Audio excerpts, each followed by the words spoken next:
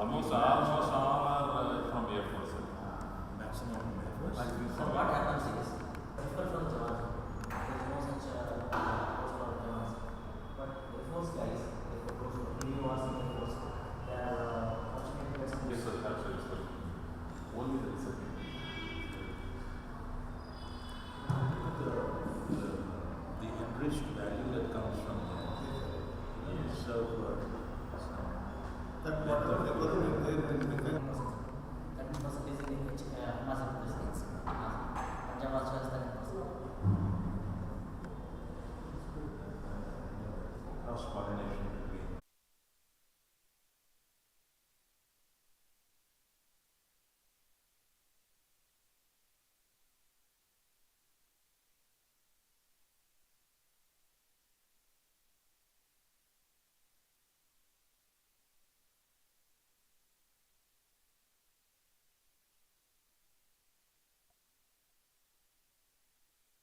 Most of time we became a Karnataka National Service.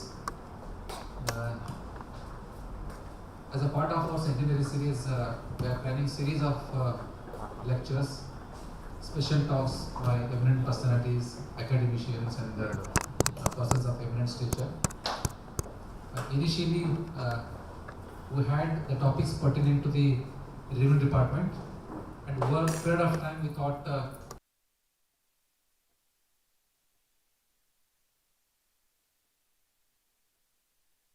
we learn. Our exposure to different people and personalities, different perspectives help us shaping our personality beyond a certain point. We had a retired judge from the High Court. We had Information Commissioner coming from State Information Commission. Now we have Sir, a retired Army officer.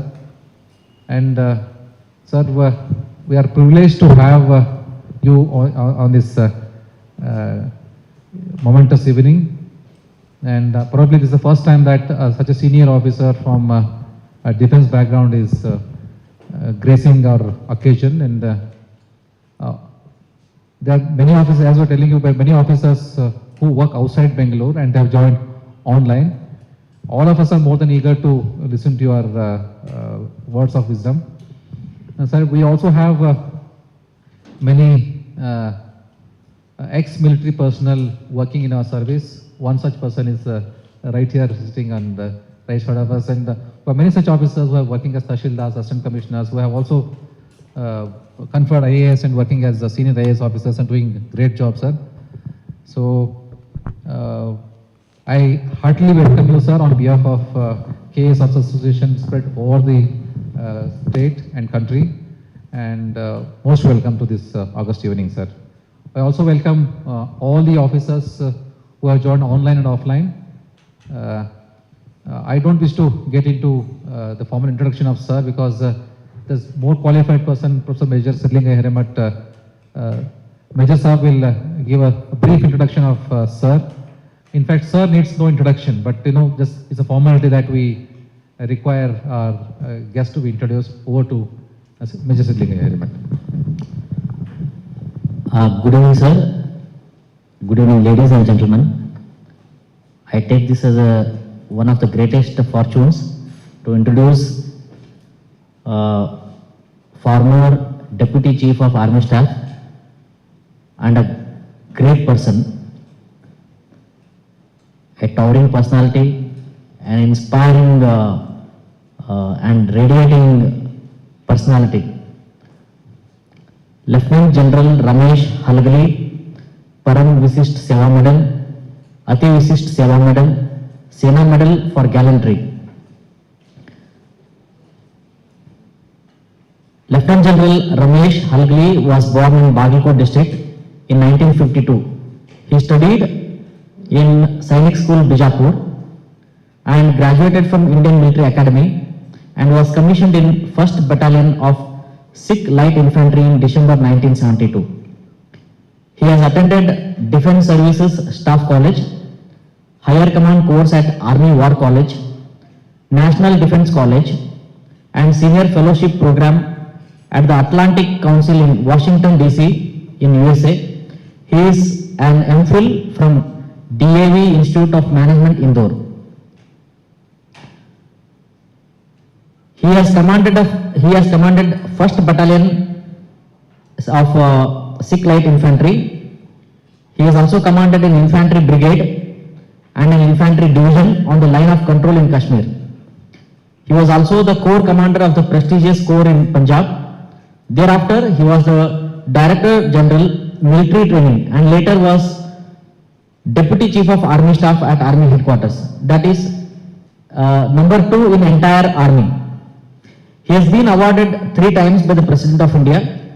Sena Medal Gallantry for displaying courage and bravery in the face of enemy in 1992. He was also awarded Ati Visisht Seva Medal and later the nation's highest award, Param Visisht Seva Medal, for his outstanding and distinguished services to the Army and the nation. At the age of 59, he performed a solo skydive from over 12,000 feet with less than 2 hours of training. This record-breaking jump is featured in Limca Book of World Records 2013 edition. He has worked tirelessly towards strategic development of Karnataka after retirement. The Karnataka government has awarded him with Sangoli Rayana Award in 2015, and this year he has been awarded with the prestigious Rajyotsav. On 18th April 2008, he was the first Indian to receive the International Leadership Award for fight against global terrorism in New York from USA and Great Britain. And his family has been serving the defense forces. His grandfather served British Army. His father was a commissioned officer in British Army. He is now settled in Mudhol of Bagalkot Taluk. He has built his home, which itself is a military museum, and he has named his home as 100 years of soldiering. His life has been one of the greatest commitments, and I think we are very fortunate to hear him. Sir, it was a pleasure introducing you, sir. Thank you, sir.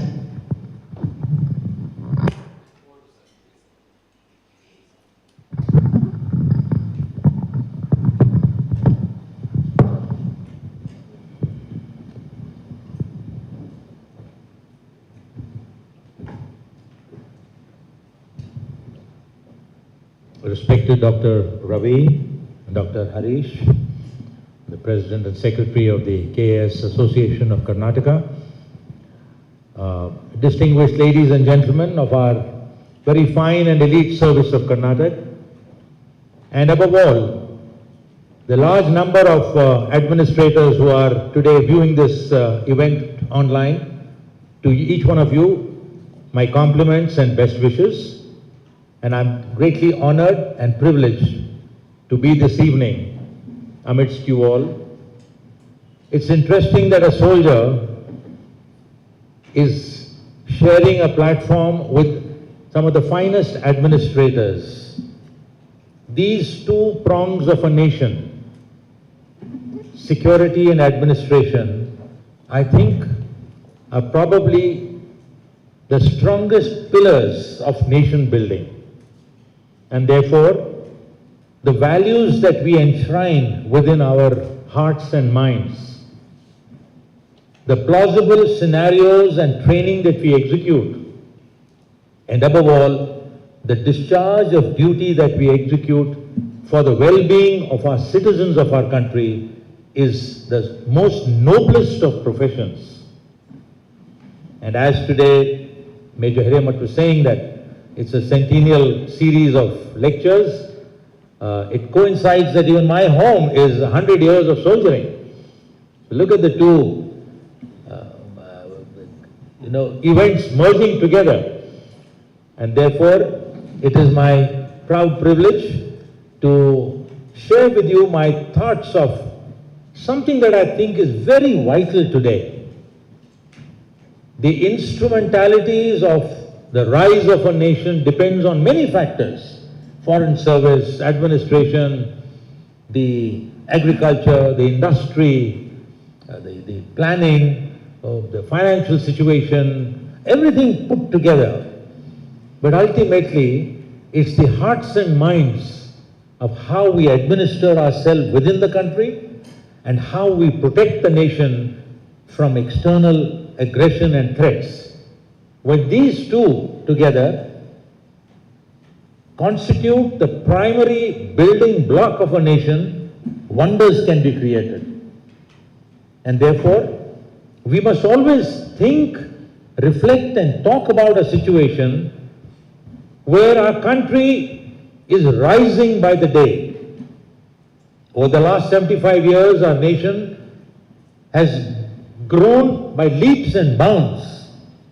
You may be aware in 1947 when we got independence, the average age expectancy was only 37 years.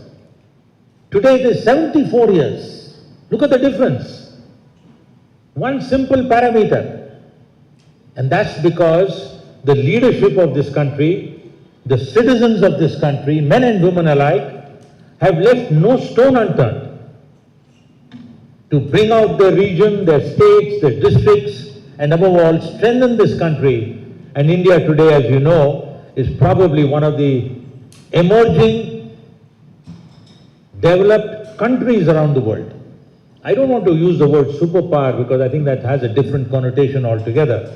But we will get into the league of developed nations very soon.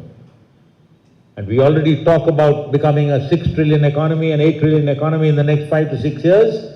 That all depends upon many contingencies. Many contingencies.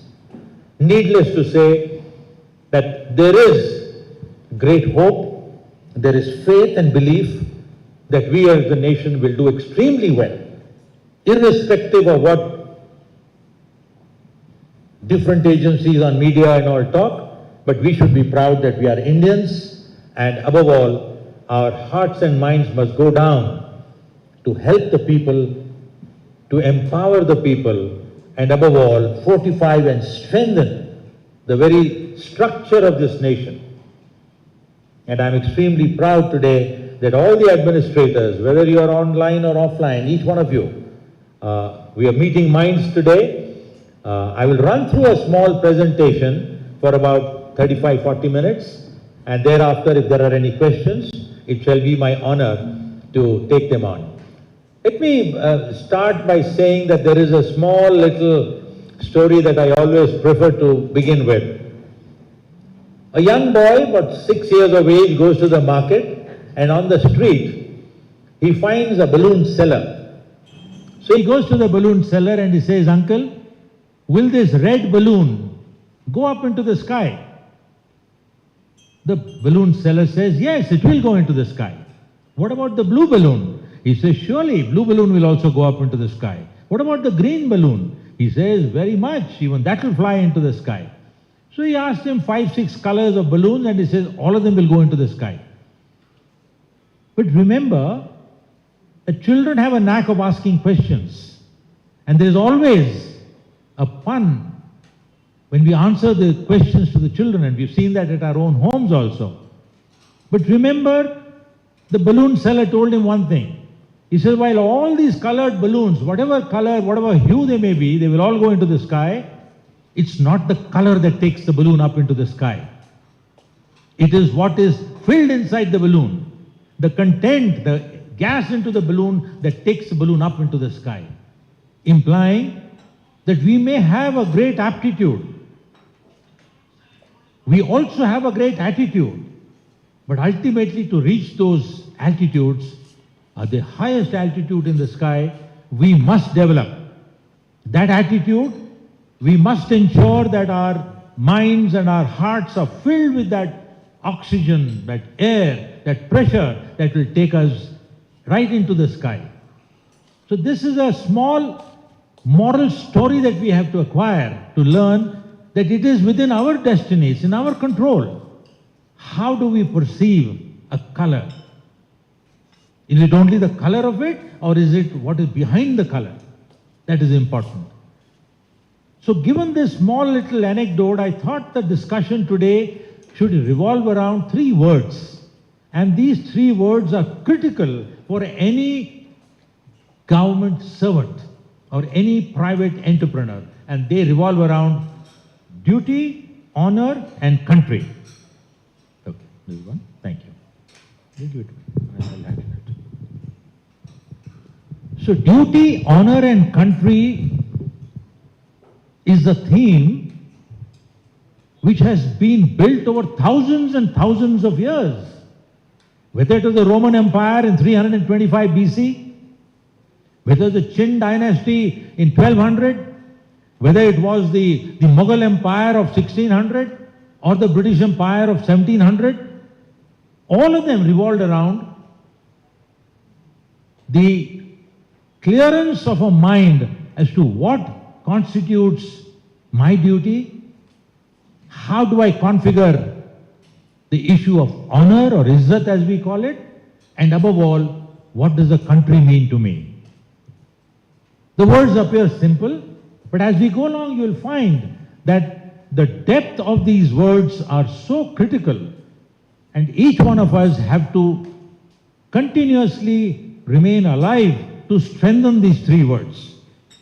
Let me begin by talking about the nation's pride. If you look at this photograph, you will see thousands and thousands and millions of people on a Republic Day watching this wonderful photograph on the Republic Day parade of Delhi. You will find the battle tanks, some of the leading offensive maneuvering weapon systems of the army.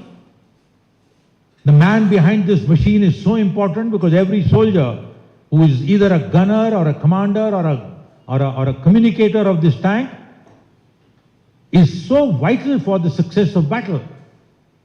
And behind him, you will find a series of troops that are marching behind. So the nation's pride is about the industrial growth. It talks about the technological revolution that is going by. It talks about the integration of so many facets of national activity.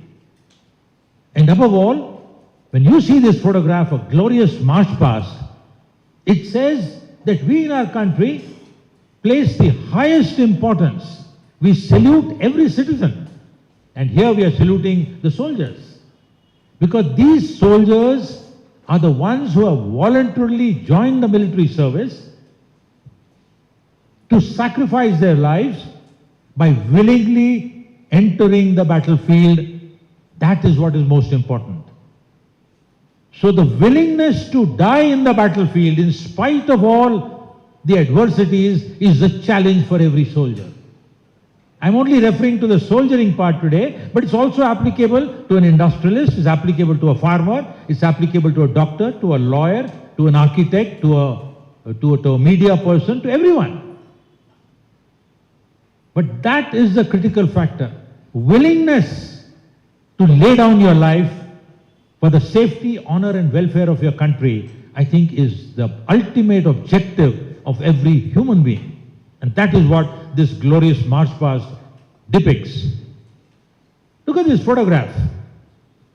Can you make out whether these soldiers who are in line, whether he's from Nagaland, Manipur, Andhra Pradesh, Tamil Nadu, Maharashtra, Gujarat, you can't make out anyone because everyone looks alike. They're all trained together, they're motivated together, they feed together, and they get into the battlefield together. So India is a country with 5,000 years of history, rich historical past, and we symbolize the diversity. And this celebration of diversity is probably the single most factor for binding our country together. So please remember, let us not see the economic status of 2 people. Let us not fathom and analyze which community, which region, which religion, which caste he belongs to. Let us not try and differentiate people from, different kind of categories of their dispensation. Because in diversity, there is great power. There is good strength in that. And we in the army believe that more the diversity, greater is the power of our instrument.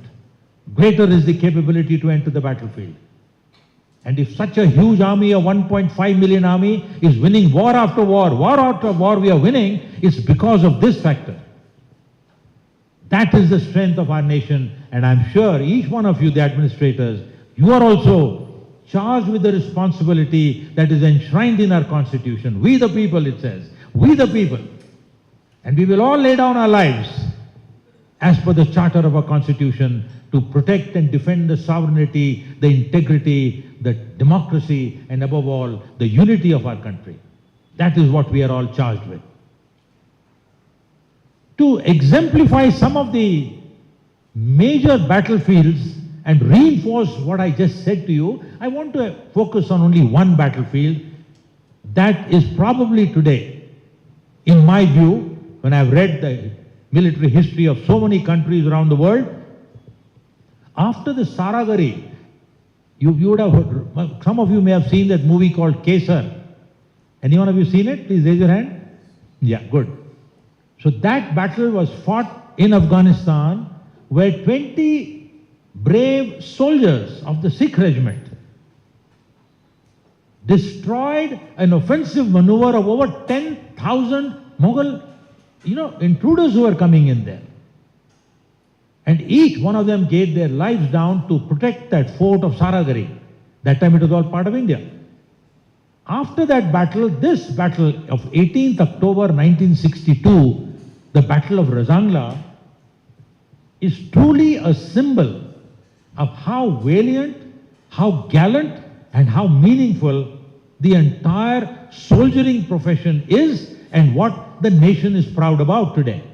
If you see the map, you will find the People's Republic of China. You see the dotted line as a boundary, and India is on the left side. And somewhere on the top, on the left side, you will find the word written Chushul. So in Chushul sector, the hill next to it was Rezangla. Now Rezangla was defended by a battalion of 13 Kumaon. 13 Kumaon, as Major Hiramat was just mentioning, was raised by my father in 47, soon after independence. They were there around Pakistan area, and then the Hindus came to India, the Muslims went to Pakistan, and the first battalion that got created was 13 Kumaon. And this 13 Kumaon was deployed in 62 in this particular sector. And Charlie Company, which was actually commanded by my father just before this war, was commanded by Major Shaitan Singh, and he had 2 JCOs and 120 men.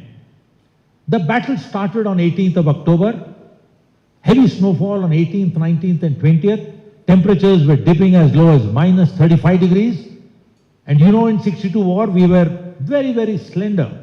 Rudimentary weapon systems, very elementary ammunition. The logistics was very slender. But yet this Charlie Company, if you see this photograph, Subedar Ram Singh there is pointing towards the Chinese and saying, Akhri Goli, Akhri Dam, that's last man, last bullet, we will not leave Rezangla.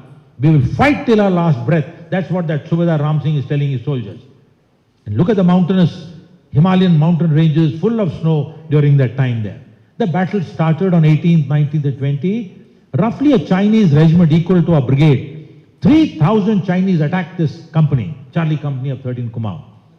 This live photograph that you see was 4 days after the battle, where all 120 men, including Major Shaitan Singh, the company commander, had all perished. Everybody lay dead on the battlefield. But not one soldier left his bunker and went backwards. There was no cowardice. It was only courage, sacrifice, and commitment that these soldiers demonstrated. And the Chinese had to run away and go back. Do you know, if the brave Charlie Company lost 120 men, 2,000 Chinese soldiers lay dead on the other side there. Just imagine the variable between the two armies. That is the kind of what soldiering of the Indian army is all about. Now the question is, how does it happen? Let me build this story to say, after the battle was over, a memorial was prepared in that Rezangla area, and look at the words that is written. It says, how can a man die better? How can a man die better than facing fearful odds for the ashes of his father and the temples of his gods? No better caption can be put up in honor and sacrifice that these soldiers had put up there. Even today, those of you who go to Ladakh on a holiday or on a tour, please go to Rezangla and Trishul. It's open there for tourists to go, and you will find this plaque there. And you will see how these 120 men sacrificed their life. And along with them was this gallant company commander, Major Shaitan Singh. He had 35 wounds on his body. 35 wounds on his body. And he lay perished on the line of control there itself. If this is an example, it shows what India is all about, what our citizenry is all about. If these 120 men could parlay that punch into the Chinese, it is supported by a strong arm, a huge body, and that is all India about. It's the farmers, it's our engineers, it's our administrators, it is our workers. Everybody is the arm and the body of this country.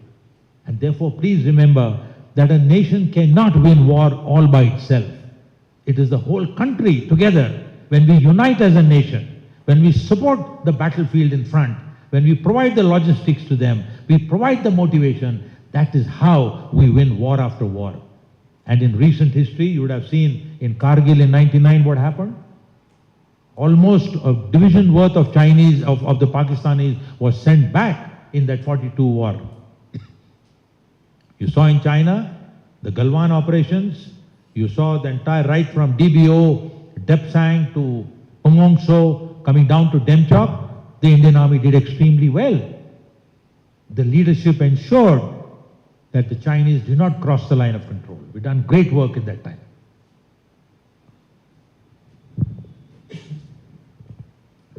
Now let me just move on from the battle scenario and say, to create that level of motivation, to bring to bear amongst our youngsters as a community, as a citizenry, what is it that we are all doing? The first question we ask is, what is the purpose of our life? What are we living for? Now there is no standard answer for this question. You want to be happy, you want to be contented, you want to be, a man with a lot of fame and dignity, you want to travel around the world, you want people to salute you, you want people to respect you, the purpose of life could be many. I'm not debating that. But I'm trying to today convey to you, what are those parameters that define how actually the purpose of life can be created? And the first and foremost of them all is the power of discipline. Remember, wherever we are, in whatever charter we may be assigned to, whatever work we may be engaged with, whatever time we are spending in thinking, reading, annotating, and applying our mind, discipline is very, very cardinal.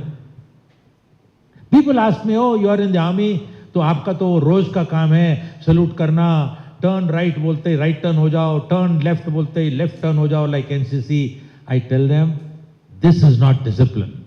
Discipline is not saluting straight and turning right and turning left. That's a function of command and obedience that you're doing. But discipline fundamentally is your perception, your thinking, your reflecting, your analyzing at a moment when no one is observing you. Your conduct, your behavior, when no one is observing you. That is what discipline is all about. See, that's the purpose of life. You're wrapping up the purpose of life with so many accolades around it. These are all, you can call them as chocolates that are, within the wrapper, and that wrapper is the purpose of life. So unless we think that even if I'm not under observation by anybody, I must do the right thing. I must ensure propriety, correctness. If that be the fundamental goal of every human being, your purpose of life gets exuberated. But if you say that no one is watching me, it is darkness, अंधेरा है, light नहीं है, मैं कुछ भी कर दूंगा, गाड़ी चल जाएगी मेरी, that is a falsehood. That's not discipline then. So then straight away your purpose of life is defeated. You see, that is the connotation which I think children in schools and colleges, impressionable age people must be told. When you're not under observation, that is your discipline and that is the purpose of life. Second, of course, is kindling your inner fire. Every human being in your belly, there's a flame that is burning. And that flame must remain burning. If you don't keep it afire, it will become cold. It will become dead. And that will then demotivate you. It will deny to you access of the achievement of challenge that you want to achieve in life. And therefore, you must keep on having a mechanism to kindle your life. This kindling of life, a simple example is, if I have, let's say, lighter, you know, the people who smoke, they have a lighter. They tuck, light lagta hai, and flame comes out, and they put it on their cigarette and they smoke. And then they switch it off and the lighter is switched off. But a time comes when that lighter may fall into the river, may fall into the glass, may fall into water, and that lighter is dysfunctional. So you keep on pressing it, but it will never throw the fire out. And for that time, what you require? You require another light, another spark to light this light up.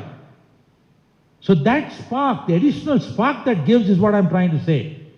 That if you do not have that kindling spirit, use somebody else along. It could be your mentor, your guide, your philosopher, your leader, your some person with whom you have a strong belief in. Here, Tarana, you go to temple, you have a guru, you have somebody, you're following somebody, you know, your role model, your icon in life. So that kindling of your life is something that you need to do it yourself. You may be an atheist, you may not believe in religion, you may not go to temple, gurdwara, mosque, masjid, anywhere you may not go, perfectly fine. But if you have a belief that that fire must be kindled, you will never go wrong. Third important factor is, there is a concept of change. Nothing is constant in life.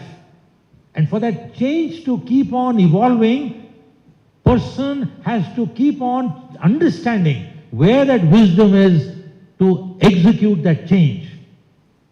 If you keep telling yourself, oh, yehi procedure hai, ಹಿಂದಲಿಂದ ಮಾಡ್ಕೊಂತ ಬರ್ತಾರ, ऐसी गाड़ी चल रही है, let me not rock the boat, let me follow the crowd, let me go along with the wind, let me not tilt the boat. I mean, these are the common words that we all talk. Why rock the boat, we say. That's a common adage we say. But remember, unless you understand what that personal change is all about, and unless your boat rides the high tide of the ocean, you will never reach the tide, the beach on the other side. If you think you'll go in shallow water, calm water, your boat will be in the sea only. You must have the courage to ride the high tide. Take courage, be bold, then only you will reach the other end of the sea. That is what I'm trying to say. And now let me talk about three important words, and that's honesty, creativity, and dignity. These three words actually build up for the purpose of life. Let me give you a simple example, that first word called honesty. There was a camel buyer. Now he went into the market and he was looking for a good camel to be brought home. He was a farmer and he was working in the desert area. So he finds one good camel, talks to the camel seller, and he says, look, I want a camel. He says, good, I liked it. So a discussion happened between the camel seller and the camel buyer. They struck a deal. This man paid him the money. Everything was fine. So the camel buyer took the camel along with his servant and he comes home. When he reaches home, he goes into his house and the servant there removes the saddlery of the camel and finds below the saddle a small pouch. Kapde ka chota sa bag mila usko. So the servant opens that bag and puts it on his palm and he finds the best diamonds of the world. It was full of diamonds. So he goes running to the owner and he says, sir, your honor, you paid for a camel there in the market But look what you have got. You got the best jewels. Diamonds of the world are here today with you. So the owner said, no, no, no, no. I have only paid for the camel. These jewels do not belong to me. These diamonds, I will go back immediately and hand it over to the camel seller. He said, nay, nay, nay, don't be a fool. This is yours. He will never get to know that it has come here. Look at the courage of this man. He goes back walking all the way with the small bag and he hands it over to the camel seller who was still sitting there. So the camel seller says, why did you come back without the camel? He says, you have left something by mistake in the camel. I have come to give it back to you. He says, what have I left? I have left nothing. He says, no, there's a bag. He says, what is in the bag? He opened it and he found the owner's best 12 diamonds were there. So he looked at it, he looked at the camel buyer and he says, so what do I do now? He says, this is for you, it's not for me. He says, okay, you take, I give you an option now, take the best piece out of it. You're such an honest man, you take one best diamond out of it and go back to your home. He says, no, I do not want even one piece because I have bargained with you for the camel. I paid you the full money and I'll give you just that and I'm going back home now. He says, no, no, no, no, come here. Why aren't you taking this one prize that I want to give you free diamond piece? He says, I've already taken 2 pieces and I've kept it at home. So this camel seller, he looked at it, 12 were there, he counted again, all 12 were in charge, everything intact. He has not taken out 2. So he says, what is that 2 pieces that you have kept at home? He says, my dear friend, the most precious diamond of your life, which is nothing else but honesty and self-respect. He says, those 2 I've kept in my heart at my home, and the rest I'm giving it back to you. Look at the moral of the story. That's what I'm trying to say, that your honesty, your self-respect is probably the most dominating facet of your life, which actually is the purpose of why you were born and why you're living in this world today. So let us not be confused with the modern era. A lot of people say, hey, आज के ज़माने में ये general साहब तो पता नहीं कौन सी 6th century की story सुना रहा है हमको. Times have changed, people have changed, systems have changed, groups have changed. He is old timer hai. I'm not an old timer, sir. I'm not an old timer. Let me tell you, if you're wanting to address what is the purpose of life, because ultimately, when you go home, when the last breath is on your doorstep, that is the time when you will remember that my life was lived well because I lived on the principles of honesty, self-respect and propriety and correctness. That is where I must compliment each one of you, the administrators, the Karnataka Administrative Service lays great emphasis on ensuring that every staff member, every officer continues to deliver with the highest decorum, decency and discipline. We in Karnataka are proud of each one of you, every one of you. And please continue your good work. My salutation to each one of you. And that is how we will move forward. Look at the next point, constructive engagement of mind. Very important. When horses run on the race course, the racing horse has got that little eye socket. The horse is supposed to look in the front and run. It should not look left and right, otherwise, he gets distracted by the other horse that is overtaking him. So when you say constructive engagement of mind is a very, very important facet in the purpose of life. The whole life has to be so modulated. It has to be so structured. Firewalls have to be built around it so that you are not distracted. Today, I'm here in the university, one of the finest universities of Garden City University. We deliver some of the best curriculum programs to our students. There, the key element in the impressionable age of 18, 19, 20 is engagement, constructive engagement of mind. We tell our students that the social media today is waiting to distract you. Whether it's the mobile, whether it's the television, I'm sure all of us are mothers and fathers here. You're all smiling and you're nodding ahead. You don't know what your child is doing.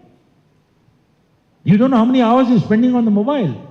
You've gone to sleep and till 2 o'clock at night, midnight, children are busy watching mobile.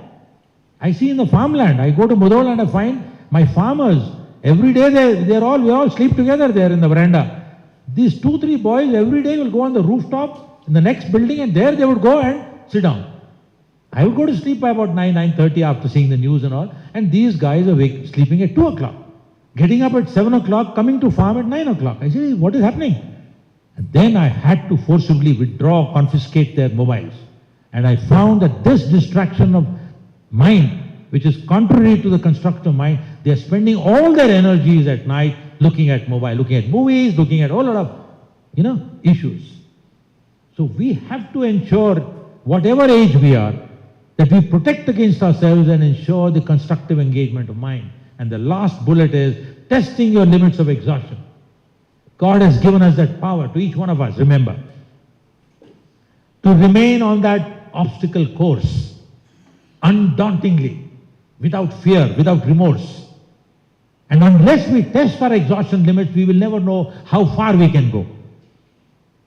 So please remember, the administration demands for each one of us in all the execution of our duties to know how far we can go. What are the limits of our exhaustion? And that exhaustion doesn't mean breathlessness, that's a physical connotation. I'm referring to the frame of mind. How do you define that moment when you are exhausted? Exhausted by physical exertion, exhausted by mental tension, exhausted by the quality of work you've done, exhausted by the objective that you're achieving, exhausted by the research that you have done, exhausted by the integration that you have created. Look at that. This is administration all about. And unless we do all that, we will then not be in that fitting glove which creates that purpose of life. Let me move to the next one, and that is what I call about the sparkling Indian Army. I'm trying to draw parallels. It's applicable to everybody. Doctors, lawyers, advocates, you name it to anybody. It's applicable to everyone. The first and foremost is there's a group of versatile commanders. Each one of you is a leader. You may be at the taluka, you may be at the district, you may be at the region, you may be functioning at the state headquarter level, wherever you are. So unless that leader assumes charge and creates that versatile environment to ensure that the growth by way of infrastructure, technological prowess, and the ability to achieve a result, it will always be short of the objective. And remember, the power to think does not come from economic status, it does not come from our background, it does not come from our parentage, it does not come from which school or college you studied. Thinking is something which is very dynamic. It grows and blossoms based on how your thought process is shaped. So shaping of the opinion of everybody is actually how you will begin to think. So what you talk, what you read, what you reflect, what you dream. Remember, even a dream at night is very cardinal for every human being. I'm sure each one of us get dreams, maybe occasionally, maybe sometime, maybe distant future. We get all kinds of dreams. But dreams are very important because they reflect what you are thinking. It gives you a direction to your future. It indicates the pinnacle on which you can climb. And above all, it motivates you to do more. So they say, the more you work hard, the more you remain focused, the more concentration you demonstrate, your dreams will become more and more better. The contrary is also true. You know the coin, it has a head on one side and tail on the other side. Every coin has a flip side. If you don't demonstrate superior qualities of your work, you will not get a dream. You'll get a negative dream. You'll get a dream of fear. You'll get a dream of, all kinds of distractions. This is, I'm trying to, I don't want to enter into the domain of psychology, but there is a semblance of how human beings perceive richness of values through this process. Of course, the holistic development of personality, each one of you, ladies and gentlemen, I'm conscious. I must salute you all because your personality, you all have come up through a very, very rigorous journey. Right from school days, you all have been working hard. You've been dreaming of becoming good administrators. You qualified, you came in, you started from the lower rung of your echelon, you reached dizzy heights today. And you're all, writing history in golden letters. That is what you're all doing as administrators today. And that is what is more important. And please remember, if that last word that I've written, victory, if you want it to be always and every time, remember you have to tread that journey. Because destination is not important. Don't say I want to become the general. Don't say I want to become the chief secretary. But say I will enjoy the journey of my lifetime. And that nuance, the ladder to establish and create that forum in your mind to say, how do I enjoy the journey? Is my journey torturous? Is it tiring? Is it boring? Is it incredible? What is that journey all about? If I were to just give you all a piece of paper and say, here, this is a blank sheet of paper, this is a pencil, and in just 5 lines, define the most important or the most interesting journey of your life. Probably you will take time to start writing with your pencil. What is that journey? Please remember, every journey of your life must be made sublime. It must be made valuable. Don't search for the destination. If you remain focused on destination, you will be far away from achieving the objective. And therefore I keep saying, every day of your work on your desk, every day of your work in the field is critical. And don't just say कि भाई मैं अभी next promotion चला जाऊंगा, when will the board clear me, when will I get transferred, when will somebody say shabash, when will somebody give me a reward? Not required. Rewards will flow on its own. They will come by themselves. All that you got to do is enjoy your journey. That is what I think it's all about. This is a very interesting photograph. It has a lot of meaning. For you, it may just say, oh, here are some gentlemen cadets at the Indian Military Academy. Major Hiramat has also graduated. He's also passed out from the Military Academy. But look at the words. There are 3 sentences. This is the credo of the Academy. It says, the safety, honor and welfare of your country comes first, always and every time. So the country is number one, always remember. That is how Major Chetan Singh and 120 soldiers laid down their lives. Did they not have their wives? Did they not have their children? Did they not have their mothers and fathers? But for them, country came first. They laid down their lives there. That's the first line. Look at the second line. It says the honor, welfare and comfort of the men you command comes next. Which means the citizens of your taluka, the people of your district, whatever profession he may be in, they are your priority. The citizens are my priority today. That is where your life should be hinging around. And look at the last one. It says your own ease, comfort and safety comes last, always and every time. Look at the 3 words, country, citizen and myself. That's the sequence of my lifetime. What a wonderful quotation this is. I don't think there could be a better quotation, and I must give you a history of this. Field Marshal Philip Chetwood wrote this word in 1932. When that building you see at the back, the Chetwood Hall was made, he coined this phrase and he put it there. When I was in Washington during my military assignment and deputation when I was in USA, I went to the Library of Congress and I said, let me read the mind of this man who has written this. Where did he get the insight? Where did he get the idea? How did his brain move in this sequence? Country, citizen and yourself in that sequence. I was reading about him. Suddenly I found 3-4 books. I was browsing through and I found that Marshal Philip Chetwood was in a conflict. He had this caption on one page and he says the other page was another caption which he had written. And there the other phrase was, it says, no man ever rose to military greatness. No man ever rose to military greatness who could not convince his troops, that he put them first above all else. Look at that. It is the same thing. It says country, soldier and himself. There he says, until you prove to your soldiers that they are number one, they are the best, you will never be a successful leader. And he was debating whether on the marble plaque, whether this should be put or that should be put. For 2 years, there was a debate in his mind. And finally, he put this on the on the front, white marble stone there. So it gave me such an illumination power. I was a colonel with about how much? 15, 17 years of service.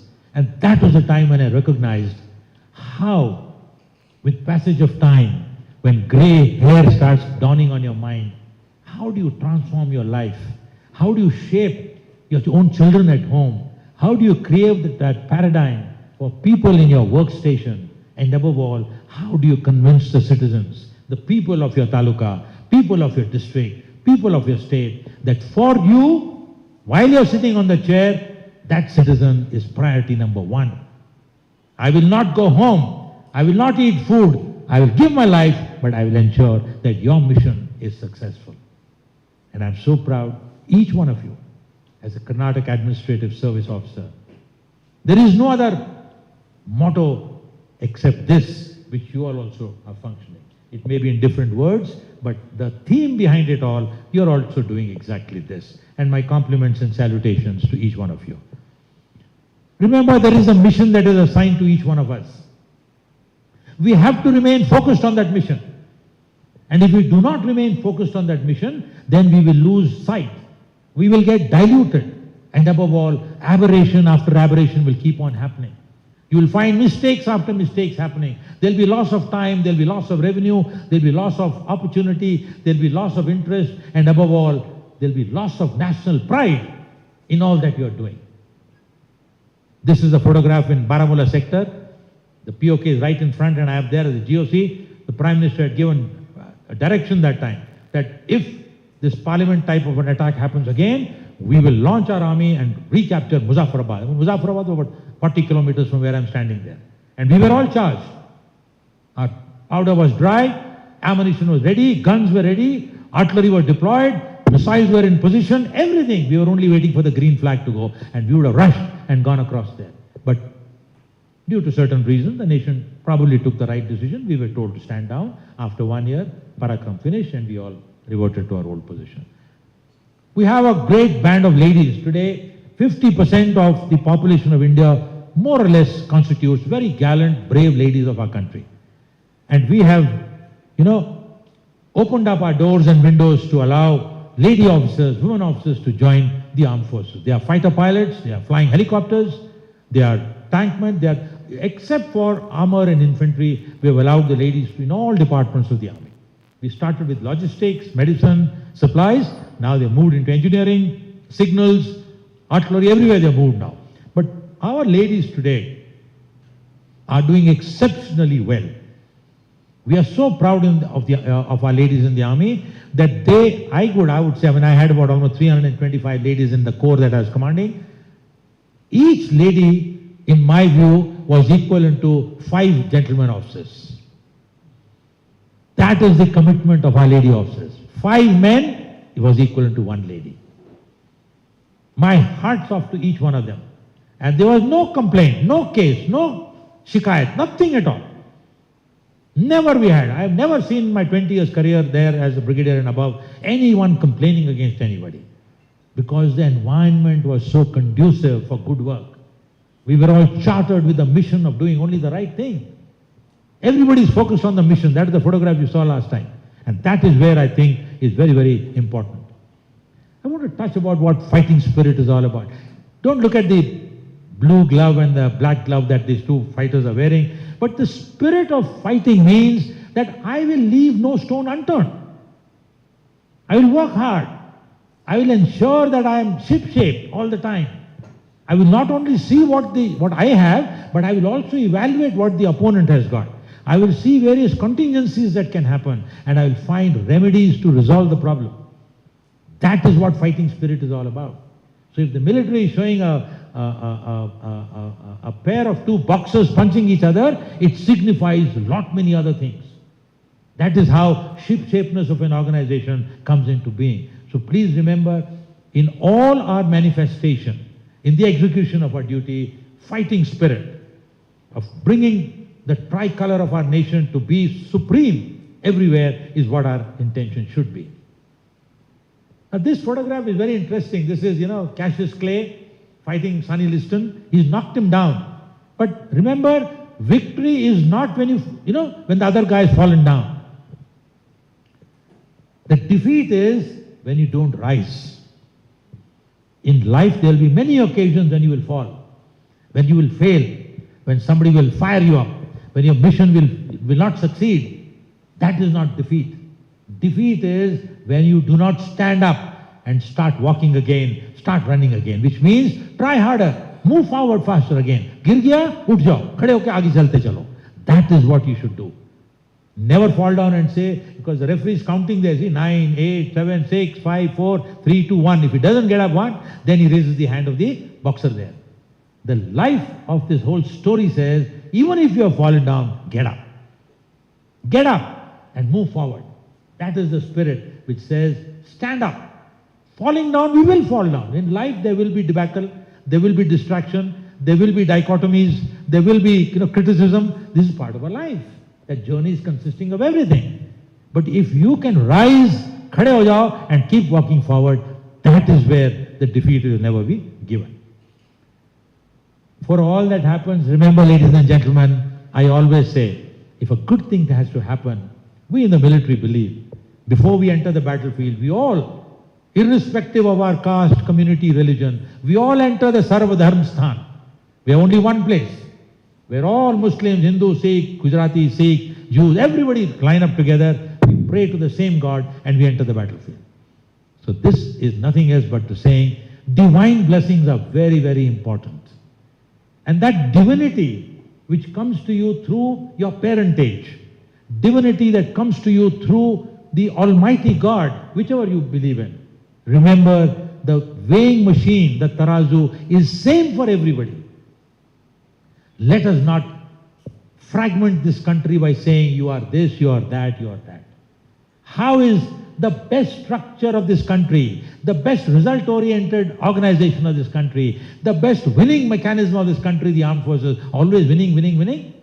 Because we don't touch the subject of whether you are this or you are that. That is what we have to learn. India's rich historical past dwells on only one thing, that we are one. And that happens, when you're training your children at home, when you're teaching your students, you're dealing with people at your office, remember the will of that gentleman or that lady with you has to be tempered so that they deliver optimally towards the accomplishment of the mission that you're assigning. That is what is more important. Now remember, you are the sculptor of your life. Please remember that. Happiness is within yourself. Don't blame everyone else. I find people blaming the trees, they're blaming the media, they are blaming, poetry, they are blaming the, speaker, they are blaming a whole lot of community, everyone else. But please remember, happiness is within yourself.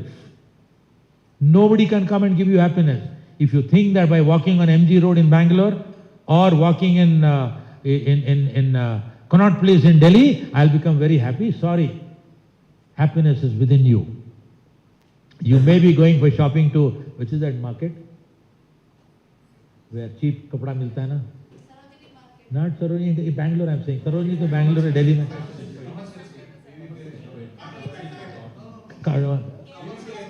Huh? No, you are all still. Chickpet, That is a common man's market. You should go sometime to the Chickpet without aim of buying anything. Keep 0 paisa in your pocket. I did that. 0 paisa मैं pocket में रखा और मैं Chickpet पे घूमता गया. I spent 4 hours in Chickpet market. I was only watching the eyes of the people. I was watching the body language of the people. I was watching the shopkeepers. I was watching how products are being exchanged. Transaction कैसे हो रहा है. Believe you me, the joy, contentment and happiness in small things of life is far greater than going to MG Road or going to Bhima or going to those big shops where, jewelry and diamond and all is found there. You have to just wait and watch when people enter Bhima and watch when they're coming out of Bhima. It's not diamond and gold that is ticking their mind. It is something else that is moving in the mind. So please remember, ladies and gentlemen, that happiness is within you. One roti, thoda dahi, thodi si chutney, thoda sa dal. If eaten with that divine power in your mind is the tastiest of food ever. You don't have to go to Taj West End or to any of these 5-star hotels. Khana to wahan par hai. Maza to wahan par aayega. That is where greatness lies. Responsibility for your actions, each one of you are fully conscious of it. This business of experimentation, making mistakes and learning is a journey. Is a journey that you must write. Blame game I've already told. Remember, be kind to yourself. Do not curse yourself. Do not abuse yourself. Do not say you didn't get the opportunity. Do not say मैं तो अंधेरे में पैदा होके आया हूँ. Say रोशनी में से आया हूँ. चांद सितारे में चलता हूँ मैं. आसमान में घूमता हूँ मैं. Always be kind to yourself. If you're not kind to yourself, how will you be kind to someone else? Please be happy within yourself and do not give excuses for not accomplishing your mission. Delaying your work, don't give excuse. Failing to do your duty, don't excuse yourself. Creating a mess in your work, don't excuse yourself. That is what is very important. Imagination is another thing. Please remember, how do you define what imagination is? Imagination is not what the artist is doing with a brush, with a paint and, drawing sheet ke upar baith ke, painting karna. That's not imagination. Imagination, okay, that's why I've drawn the picture. This is live. I was moving in Baramulla and my convoy was fired upon by the terrorists. And this is what in 2 minutes my QRT went into action. Everybody was imaginating. They knew exactly where the terrorist was, how to trap him, and in about 4 hours battle we knocked off 4 terrorists there. This is the symbol of imagination.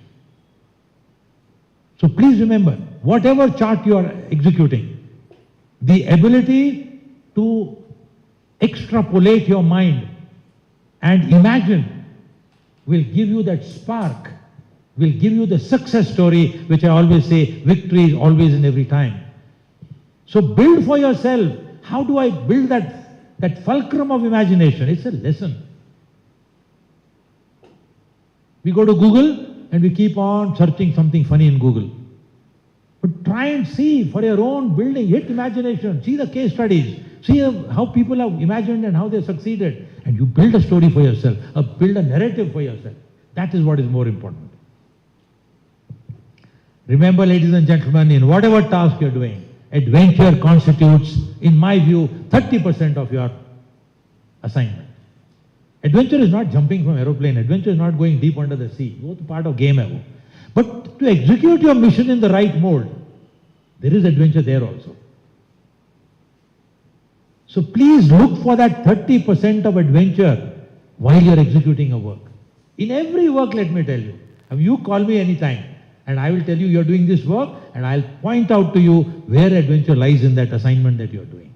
There is adventure. And I'm just showing you for ease of understanding this photograph of mine where less than actually very few minutes, I think 15, 20 minutes, I had just gone to inspect the para-commando unit and I decided to jump. I was not trained, I'm not a paratrooper, I'm an infantry soldier.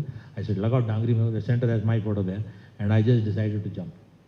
And that came into, as he was saying, into the Limca Book of World Record. I went back into the history of reading what Limca Book of World Record is. Believe you me, 99.9% of Limca Book of World Record are broken by people who are mad, who are berserk, who are, unimaginably thinking something funny. Otherwise, a brave man or a normal human being will never do that. Why will he take a risk of his life? How will he enter a Limca Book of World Record? He won't. So if you want to challenge something in life, you want to experience something interesting, this is what it's for explanation I'm doing. I'm not saying all of you should become skydivers or something. I'm not saying that. But I'm just saying that in whatever job you're doing, there is a component, in my view, 30% of adventure. 30% of adventure lies in the mission that you're accomplishing. That's what is very, very important. Loyalty, remember. Loyalty, right on top of Vidhan Soda. You know the words that are written there, 4 words, what does it say? Government duty is God's duty. What is it? Government work is God's work? What is it? Devar Kelsa? Sarkari Kelsa. So, it is exactly that. So please remember, it is not fashion. It's not that architect ka fashion nahi hai wo. Ya Karnataka dream se nahi bana wahan pe. It is meant for all of us. We should not laugh. We should not make jokes. We should not cut corners. We should not dilute, but say that government work is divine work for me. That is the spirit. And let me tell you, and all you look into history, all those people who have retired and gone from that building have done well and gone.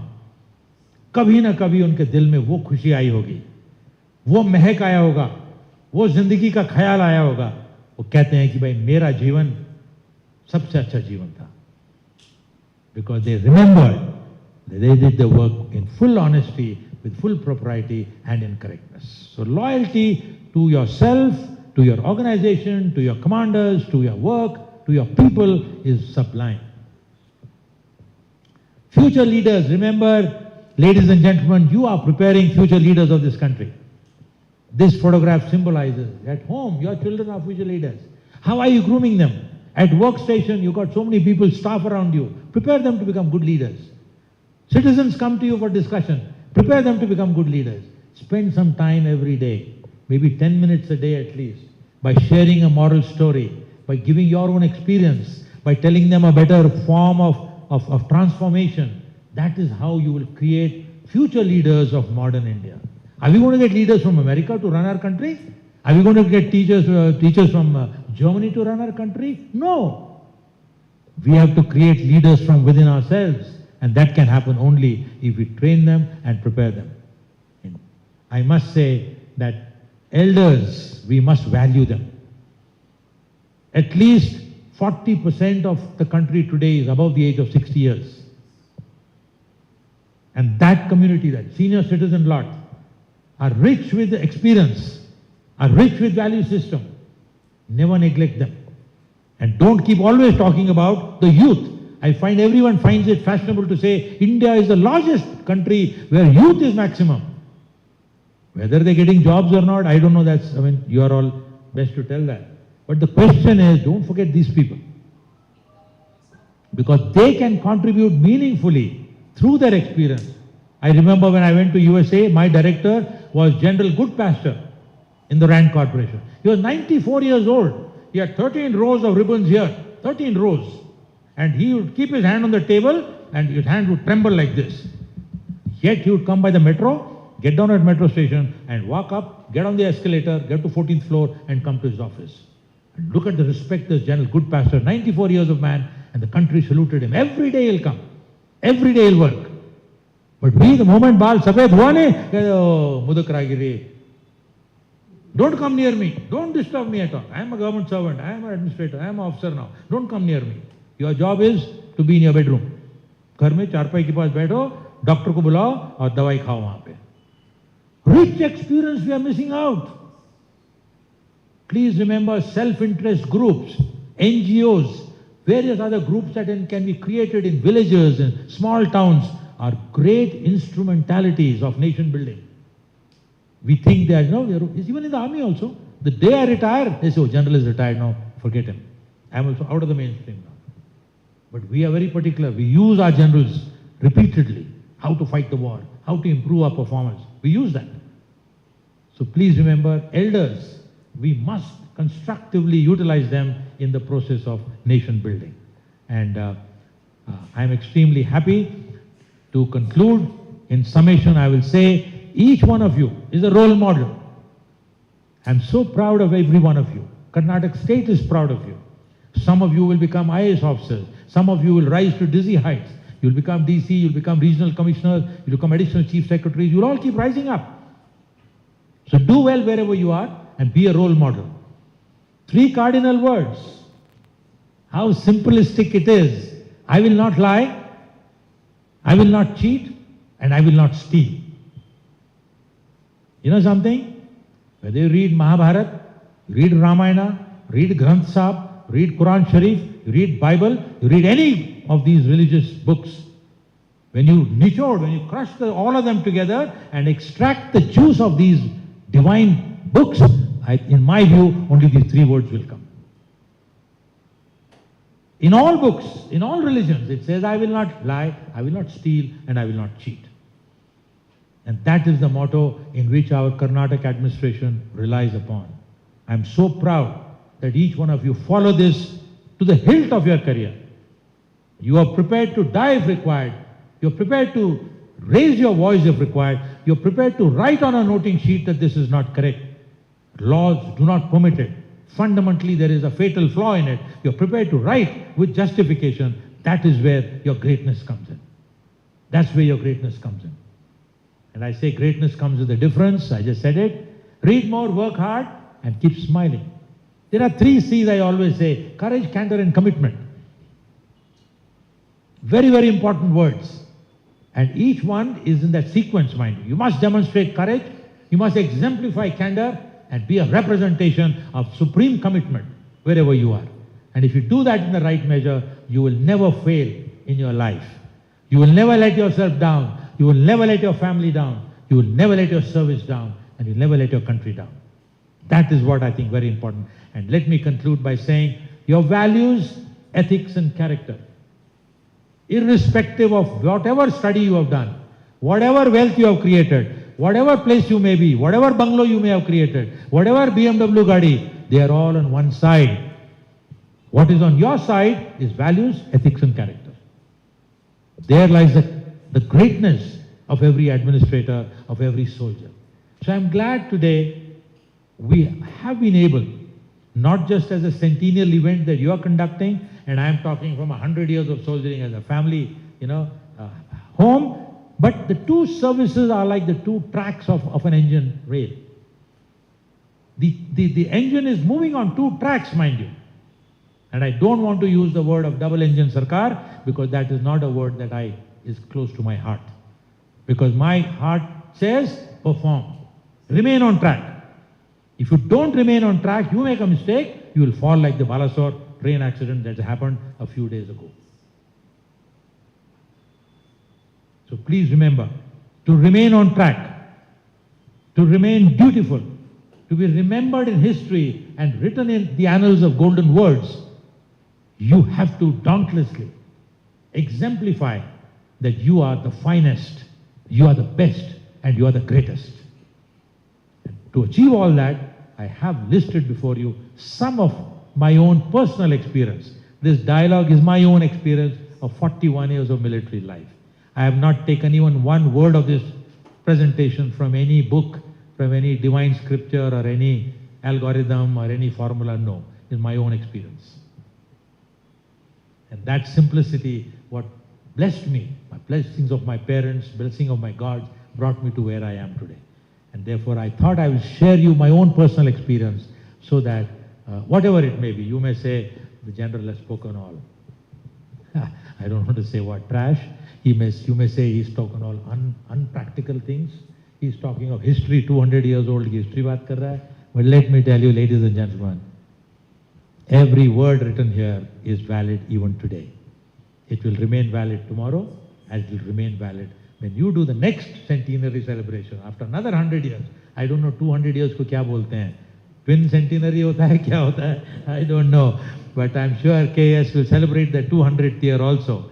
And when you celebrate the 200, every word that is on this slide here will be valid. It will be shining and glittering even at that time. So I wish to thank all the administrators who are at distant locations of our state who are listening to it. My accolades, my great salutation to each one of you, because you are the pillar of our nation. My best wishes to you. Thank you very much, and Jai Hind, Jai Karnataka.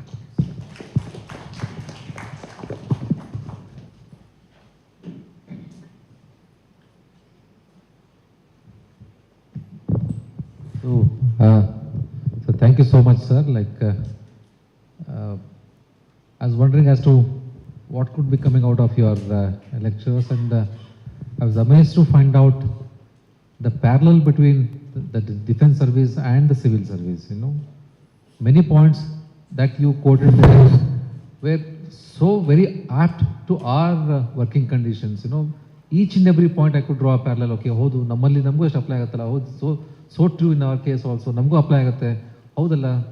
I mean, sir, it was very comprehensive also, sir. it's comprehensive as your experience has been. And 41 years of experience is, in any service is no joke. And everything came out of experience, sir, and it's very rare. And sir was making a very valid point, ki we have to value our elders, their experience, their illumination, their knowledge. And what best example than what sir has said and reflected his life here. Now the floor is open for discussion and questions, queries, clarifications, or you want to learn something from sir's life, you want to hear something from his experiences, some interesting stories maybe. I mean, for that we might require one more special session, but floor is open for anybody, online or offline.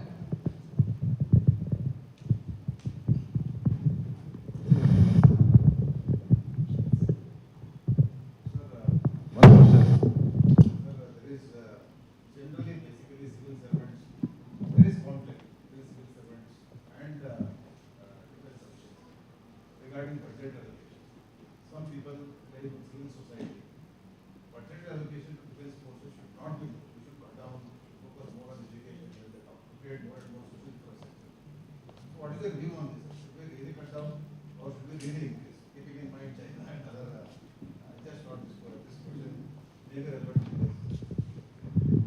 A very interesting question. You know, the overall gamut of nation building, creating a strong power, creating a force within a country which can be primarily assigned to protect the integrity, sovereignty of our country, requires investment. Without investment, nothing is possible. Let me give you an example. The best communications instrumentation today have to be with the armed forces. If we do not rapidly communicate from Kanyakumari till Kashmir, you think the armed forces can get deployed? You think the armed forces can mobilize in time to thwart any offensive design of the adversary? Cannot. Communication is one. Second is, let's say, ITization. The entire army today is automated. Unless we are able to visualize the transparency of the battlefield, unless we are able to deploy our power of military forces, we will never be able to engage them in battle. They will remain as ducks in the lake, swimming in lakes only. The armed forces are meant to deploy, they are meant to fight, they are meant to protect the country. Take the case of logistics. Unless you feed the soldier, unless you ensure that your entire vehicles, tanks are running on the road with diesel, fuel, everything, unless your hospitals and logistics are catered to give the finest of medical care for the soldiers who get injured in the battlefield, all this requires financial application. You want to train an army, you want to educate an army, you want to create that. So there will always be a sizable portion of the government's budget allocation that is assigned for retaining the cutting edge of the armed forces. In India, the rough yardstick is around 2.5% of the budget must be allocated for the armed forces. If 100 rupees is the budget, 2.5, 2 rupees and 50 paise must be allocated for defense. The only time we had 2.5% was during the 71 war. When the whole country went into war, we split Pakistan into two parts, East Pakistan, West Pakistan, and the entire country was on war. After that, we never entered into such a war-like situation. We were at peak with 2.5%. After that, gradually, from 1971, we came to 2.4, 2.3, 2.1. We are now hovering around 2.1 to 2.2%.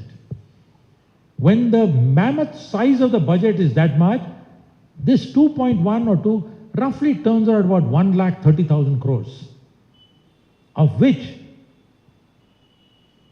allocation between the Army, Navy, Air Force are different. India always had a continental threat from the mountains. We said Pakistan was a threat, then we said China was a threat. So this is a continental threat. But now you found that threat from the sea, ocean became more powerful now. We found threat from the aerospace became more powerful. So we had to pay more money. So what we did was, we reduced a little from the army. We said we'll manage China diplomatically. Pakistan has become a little weak there. So let's go a little low on the army, but let's give more money to the navy. So suddenly we found the second battle carrier group went up. The second, the Vikramaditya and Vikrant II battle carrier groups came up. We bought, the Rafale aircraft fighter jets. So a lot of money went there. But the question is very valid, very intelligent question is, how do we, adjust the budget allocation? So there is nothing which says that somebody says kam karo and somebody says badhao usko. We will keep saying badhao because we want to be in fighting spirit. We want to get the best of gun, we want the best of aircraft, the best of submarine, we want that, and all that has to be purchased. So if that has to be done, we need more money. But as he rightly says, farmer needs money, medical care requires money, education requires money, infrastructure requires money, bridges have to be built. All that requires money, but the total bag of the country is only this much. Bag is only so much. It's about, I think, 4,30,000 crores is the overall budget of the nation today, the last budget. That has to be distributed for the whole country. So please remember that this debate will continue. And at the apex level, when the cabinet committee meets, they do the budget allocation and finally it happens. But there is no jhagda, let me tell you. There is no difference, there is no quarrel, there is no battle that is fought between the administrators or the military people. It is taken in the right spirit and the administrators know exactly how much to be given. The defense knows how much to be given, and if we don't get, we manage within whatever is available. We manage to accommodate within that. But I just want to say one thing. How long will our country remain on a import mode? कब तक हम बंदूक खरीदते रहेंगे बाहर से? When will we start manufacturing our own? When we manufacture our own weapon system, it's known as the military industrial complex. If it comes up into India, where we manufacture our own tanks,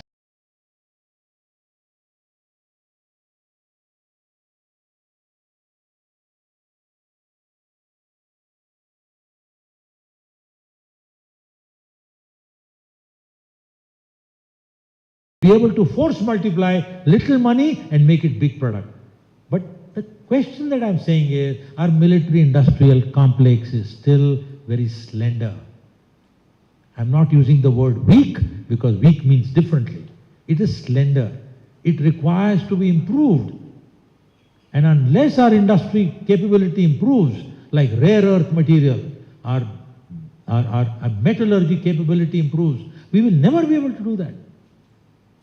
A communication system, we are busy buying 5G from USA. USA, Elon Musk said, I will give you this, but not for military. We said, forget it, we don't want. Then we went to China. China said, we will not give to military. Then we went to Great Britain. Now we are buying 5G from Great Britain. I don't know how many of you know it. So we're going to depend on them.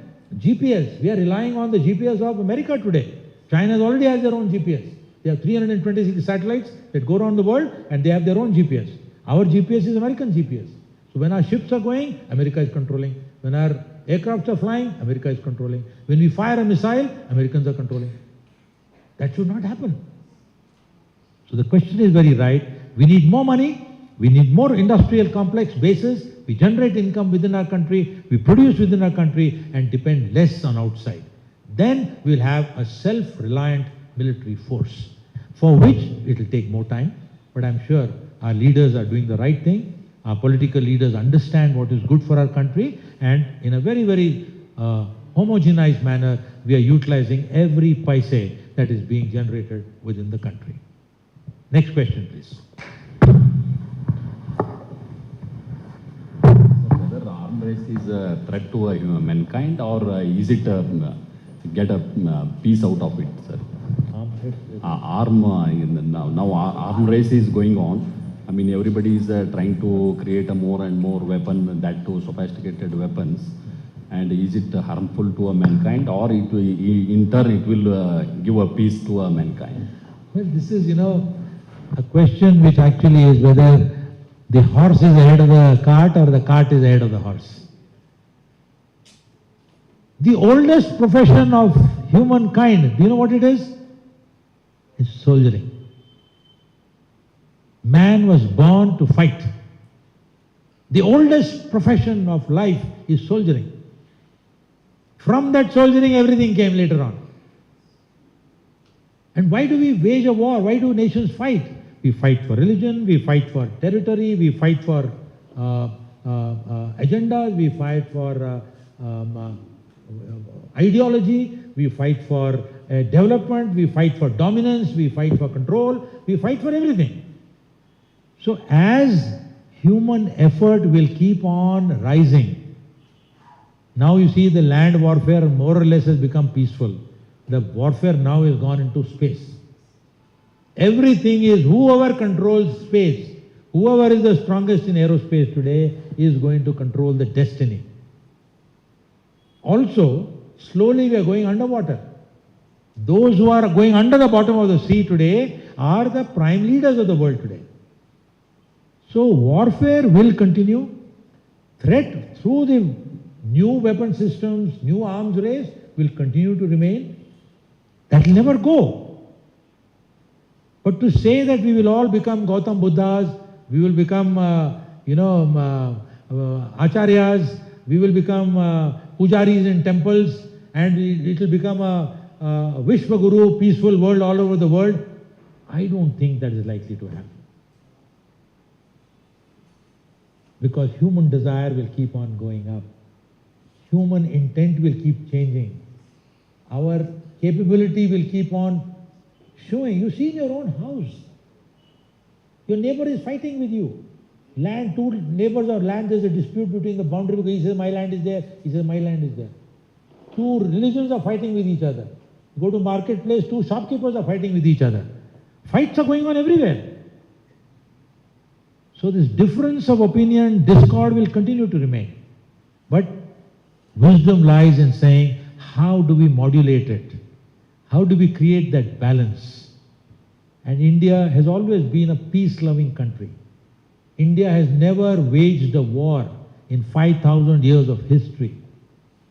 Please remember, we were a peaceful nation till 1200 AD. The richest country in the world was India in GDP. Second was China. Europe and America to bahut piche the ye log. Then in 1200, we were raided from the west. 400 years they dominated. In 1600, the Spanish people came, the Portuguese came, and finally after 50 years, in 1692, Britain landed up into India. They ruled us for another 250, 300 years, and in 1947 we got independence. We have never gone into war. But if anyone points a finger at India, we'll give a good hammer back to him. But that doesn't mean that we don't manufacture weapons, we don't train an army, we don't have 1 point like army. But I must caution one very important point on this issue is, while external threats is one thing, which is depending on China, Pakistan and our adversaries, but what about the internal threat? My dear sir, who is responsible for that? Who is creating the problem in Manipur today? Why is the army getting ready to enter there? These are all self-inflicted injuries. What happened to Punjab? Those 8 years of Punjab problem? What happened to 22 years in Kashmir? Who created that problem? I don't want to use the word P, but the question is that we have created the problem ourselves through this word called P. But the other side of the coin is underdevelopment. Let me now touch that part. Whichever region of India remained underdeveloped, slipped into the area of turmoil, insurgency, terrorism, all that happened because that area became underdeveloped. So administration is so vital. If it is strong, there will never be an internal problem. If it is weak, there will be an internal problem starting. You will have to rush army. Again, you will have to deploy forces there. again an expenditure will increase. So that's why we say 2.5 front war. One front is Pakistan, one front is China, and that half is internal dimension of internal security, which is actually like termite eating into the national wealth. So that is why, as sir was saying, these two instruments of national power, administration and military power, run like two railway wheels on a track. If one becomes weak, the other will suffer. And therefore, it is very critical that we must have a strongly governed country with superior administration. That is where the key lies. I mean, a lot of people ask me, I belong to North Karnataka. I keep reading historically, North Karnataka में हमेशा आवाज उठता है, region remained underdeveloped, कोई hospital नहीं है, college नहीं है, university नहीं है.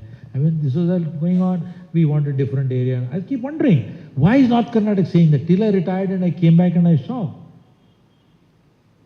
So I keep telling people, I said, why don't you have, for let's say 25 years, a North Karnataka Development Council, like we did in Northeast. Post the best of Tehsildars, the best of deputy commissioners into North Karnataka. Assign them a mission and convert that region into a prosperous, developed region, like what South Karnataka is. Look at tourism there. The oldest temples of India are there. Ayoli, Patatkal, they are 6th century temples. कोई जाता नहीं है वहां देखने के लिए. The world's best heritage site there. It should become a UNESCO heritage site. Till today they are not. Agra में Taj Mahal बना हुआ है, built in 1600 and something, but 6th century temple which is so beautiful is not there. So there is a cause today where we must all, as administrators, as good citizens of this country, rise to make every region of our country the shining region. I just gave an example of North Karnataka because you are understanding. I could talk that of North Kashmir, I could talk that of Northeast, I could talk of Central Madhya Pradesh, I could talk of Southern Punjab. There are a lot of areas of country which remain in shadows, underdeveloped. But it's not there. So please remember, today you post a person somewhere, it's a punishment posting hai mere ko. I mean, I was Colonel MS1 of the Indian Army. Major Raymond would know. 25,000 officers, transfer, promotions, posting was all in my hands. The best part in the army is nobody ever complains. The day you post an officer to go from Kanyakumari to Kashmir, he moves. From Kanyakumari, he's told to go to Northeast, he moves. And they're all moving in 1 to 1.5 years. And I must add, there is no waiting period. Nobody goes late. Nobody reports late. The entire battalion moves within 48 hours. And if the battalion is ordered to move from one place to another, a battalion means around 1,000 people, around 25 officers, 45 to 50 JCOs. All of them move within 48 hours. They pack their luggage, they have 100 trucks lined up, they pack their ammunition, they pack their weapons, they pack their the ration and all, tent, storage, everything, and they move within 48 hours. And if it doesn't move, that unit gets declared unfit for work, and they will get slogged for next 2 to 3 years. So good. So I don't know whether that's what I keep saying. Discipline is not through an order. What sir is telling is, because an order was given to move, they are not moving. They're moving because they know the cause, the purpose. They know that by going there, they are enhancing the national power, capability by moving there. They're not saying, you know what happens when that move happens? Like in my 41 years of service, I have got 27 transfers. The biggest punishment came to my wife. She had to pack 27 times, put everything into boxes, paint the box black, write the box number, make a register, write what all is in that box, give the key number, lock number, put it in a truck and move from east to west, north to south. Schools change, the child changes, the education changes, the language changes, the teacher changes, and we're doing that on a rapid basis. Yeah, first from Mysore you get posted to, let's say, Bagalkot. There is halla much जाता है एकदम. मैं क्या करूं, मेरा family disrupt हो गया है, स्कूल चेंज ಆಯ್ತು ರೀ, ಅವರು ಜೋಳದ ರೊಟ್ಟಿ ತಿಂತಾರ, ನಾವು ಇಲ್ಲಿ ಇಡ್ಲಿ ದೋಸೆ ತಿಂತೀವಿ. I mean, there is a commotion that goes on. I mean, I keep hearing now that I've retired, my friends, they keep coming here and there and I talk to them. Imagine, from jawad roti to rice and idli vada, there is a problem now. That is where the beauty of India is. The beauty of India is vastness. Beauty of India is everyone is smiling. Okay, next question, please. We'll have the last question before. Anyone on the online? Anyone, sir? Has it been switched off? In 2006, you were coming to our office in Gold. I don't know.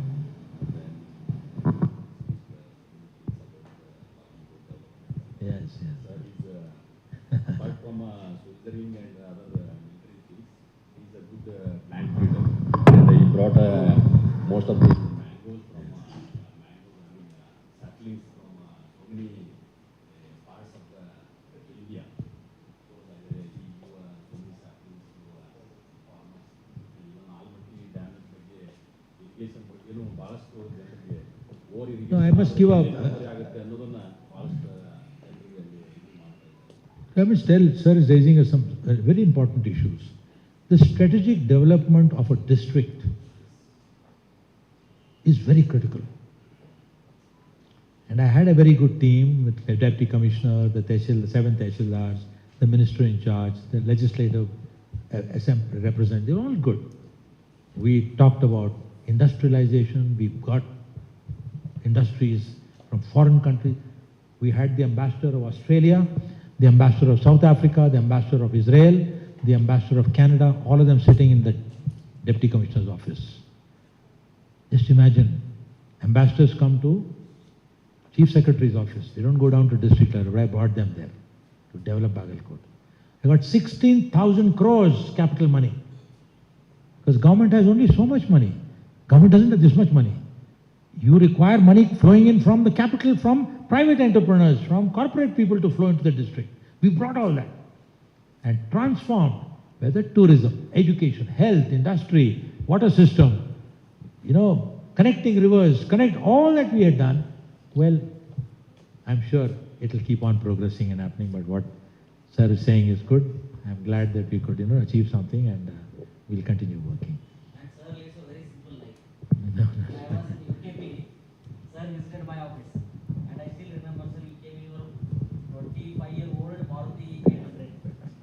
So he had just retired. It was in a very good condition, and he drove it himself. Even now, my only car that I have is a Maruti 800 non-AC.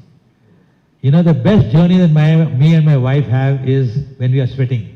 Garam hawa lagta hai non-AC car mein. Hawa charo khidkiyan kholte hain. We open all 4 windows of the car and we travel in the heat of Bagalkot district. That is the best journey. I can say I had 8 cars to move as a deputy, as a corps commander. Each one was air conditioned and no one knew in which car I was sitting or where my wife was, always same. I had 17 helicopters lined up. I would just throw the dice and number 7 helicopter would come at 12 o'clock. The 11th helicopter would come at 2 o'clock. But I always said, that's government property. My property is my Maruti 800. My pride, my izzat is my car. Even today, my car is only Maruti 800. I take pride in it.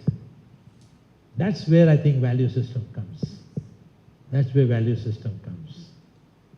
So, ladies and gentlemen, thank you very much. We had a wonderful evening, and the military is always at your service, let me tell you. I know those of you know in Bangalore, a new division of the Special Forces has been created. We had one para center. I remember at DGMT, I moved the first para commando battalion, Bombay, Taj Hotel, last hua. That is the time we were told that Silicon Valley, here in Infosys, something explosion may happen. So I moved 3 para special forces to Bangalore, first time. I went to the Chief Secretary's office and we had a big fight. Nobody wanted, as he said, nobody wanted to give building to the 3 para to come in. I said, sir, they are coming to protect you. He said, jagah nahi hai hamare paas. I said, 800 men ko jagah nahi hai aapke paas? Finally, after 3 months of battle, we got a place for them.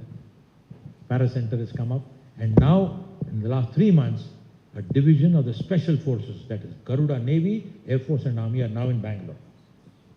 So Bangalore has a very rich content today of Special Forces. Anytime, anywhere anything happens, These people are ready to rush for action. But coordination is important. Police forces, IPS, IS, and armed forces must work together. Sorry? Fighting for spirit. Yes, that is very important. And Bangalore should be happy, and Karnataka should be happy. Like you have ISRO in Bangalore, you have HAL in Bangalore. Very good. NAL, they're all good assets for Karnataka. We should be proud that our state, led by you all the administrators, you're doing so well. Continue the good work. That is what I think the motivation for all of us is. So my best wishes. Thank you very much for inviting me here. Your question are very good. And God bless you all. May success always be at your doorstep. May the canvas of your life always be colored with every hue of happiness. May you keep smiling, and may victory be yours always and every time. Thank you very much, and Jai Hind. Small token of love and appreciation. From the door is. Sir.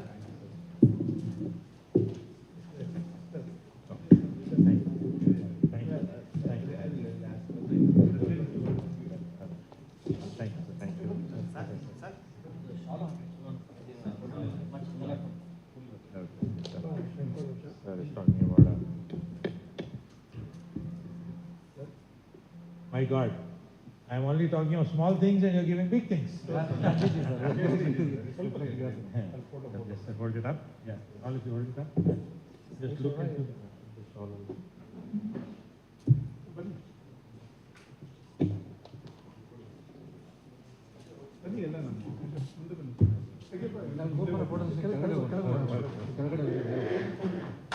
Thank you, sir. Thank you very much.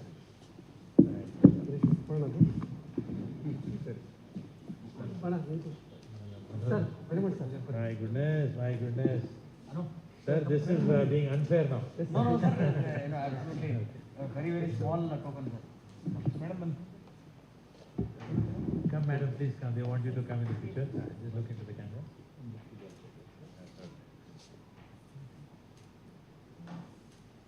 Thank you, sir. Thank you very much. Thank you, sir.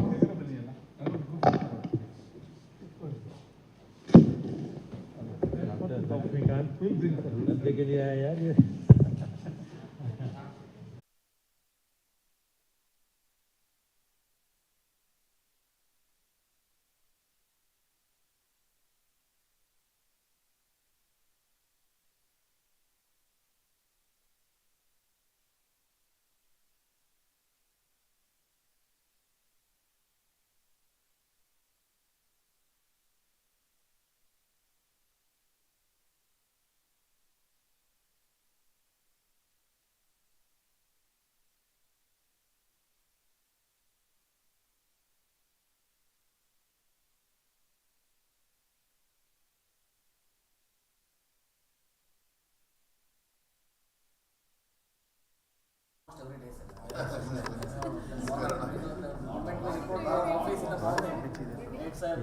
ಅದು ಇನ್ನೂ ಐದು ಕಮ್ಮಿ ಮಾಡೋಕ್ಕಿದ್ರೆ ಮುಖ dull ಆಗುತ್ತೆ.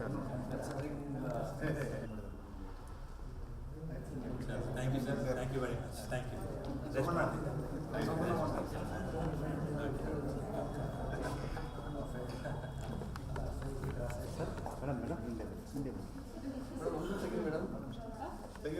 Lot of fraction photos. Better delete manapuri. Thank you, sir. Okay, sir.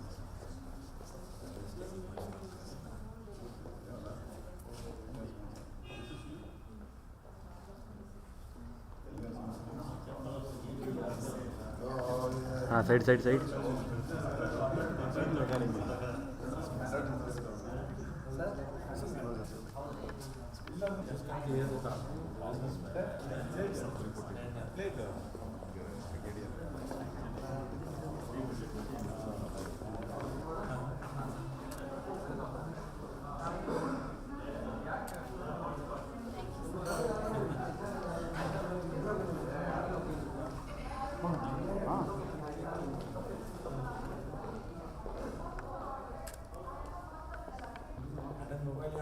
ತಗೋತೀವಿ ನನ್ನ ಹತ್ರ KAS ಕಳಿಸ್ತೀನಿ. with some examples so that it, connects somewhere. Easy activity, उसने ये कर दिया, उसने ये कर दिया, बोलने से कुछ नहीं होता. Give an example, then it becomes real class. That's why I go around schools and colleges. I go as a public speaker to I speak to parents. I do counseling to parents. How happiness can be brought in a family. I go to faculty members of universities and I speak to them. So I do really do that. We have to encourage the experience of elders. That is different, and I have not heard that anywhere. That's a really good thought. Thank you. Thank you. I must thank Madam.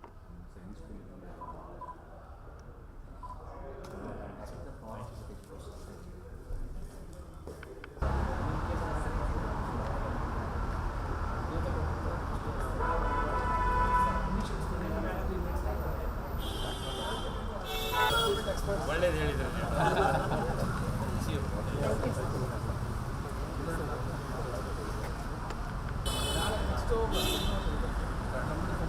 That is done.